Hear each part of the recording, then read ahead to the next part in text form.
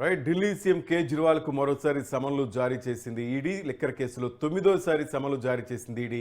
మార్చి 21న విచారణకు హాజరు కావాలని సమన్లు జారీ చేసింది. దీనికి సంబంధించిన అప్డేట్స్ మా క్రైమ్ బ్యూరో చీఫ్ కృష్ణ అడుగుదాం. కృష్ణ, చెప్పండి. నిన్నటి రోజు ముందస్తు బెయిల్ తెచ్చుకున్నాడు కేజ్రీవాల్. దాదాపు లక్ష రూపాయల పూచీకత్తు, అలాగే 15,000 బాండ్ పేపర్లు ఎన్ని సమర్పించాలని ముందస్తు బెయిల్ తెచ్చుకున్నాడు. కానీ ఈ లోపలే మరొకసారి సమన్లు జారీ చేసింది ఈడీ. ఈసారి కొంచెం సీరియస్గా తీసుకునే అవకాశం ఉందా? ఏదైతే లిక్కర్ ఈ స్కామ్ వ్యవహారానికి సంబంధించి మరోసారి ఈడీ అధికారులు, ఎన్ఫోర్స్మెంట్ డైరెక్టరేట్ అధికారులు కేజ్రీవాల్ కి నోటీస్ జారీ చేయడం జరిగింది. ఇప్పటికి ఇది 9వసారి.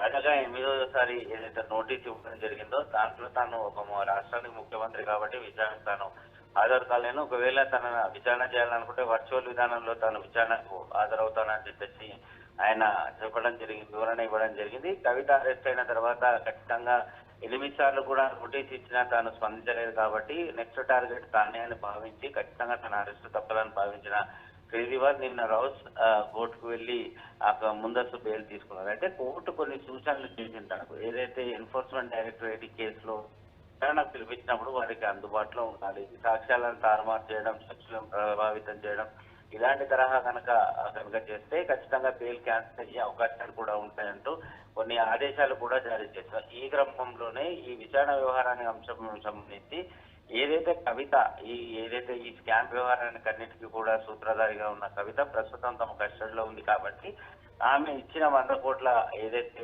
పార్టీ ఫండ్ అనేది ఉందో ఆ ఫండ్ వ్యవహారానికి సంబంధించి కొన్ని అనుమానాలు ఉన్నాయి. వాటిని నివృత్తి చేసుకోవడానికి కేజ్రీవాల్ ని ఏదైతే విచారణకు రావాలని పిలిచినట్లుగా ఎన్ఫోర్స్మెంట్ డైరెక్టర్ గతంలోనే కూడా చెప్పింది. ఇప్పుడు తాజాగా మార్చి 21వ తేదీన విచారణకు హాజరు కావాలంటూ 9వసారి కేజ్రీవాల్ కి నోటీస్ ఇవ్వడం జరిగింది. సో ఎంత ముందస్తు బెయిల్ అనేది పొందినప్పటికీ కూడా విచారణ మాత్రం ఖచ్చితంగా హాజరు కావాల్సి ఉంటుంది. ఒకవేళ విచారణ కనుక హాజరు కాకపోతే కోర్టు ఇచ్చిన ఆదేశాలను కేజ్రీవాల్ వాటిని పాటించలేదు అని చెప్పి ఖచ్చితంగా దీని మీద సిడి ఎన్ఫోర్స్మెంట్ డైరెక్టరేట్ అధికారులు కనుక కోర్టులో పిటిషన్ ఇస్తే ఆయన బెయిల్ రద్దయ్యే అవకాశాలు ఉంటాయి కాబట్టి ఖచ్చితంగా 21వ తేదీన విచారణకు హాజరవుతాడు అని ఈడీ అధికారులు భావించడం జరుగుతుంది.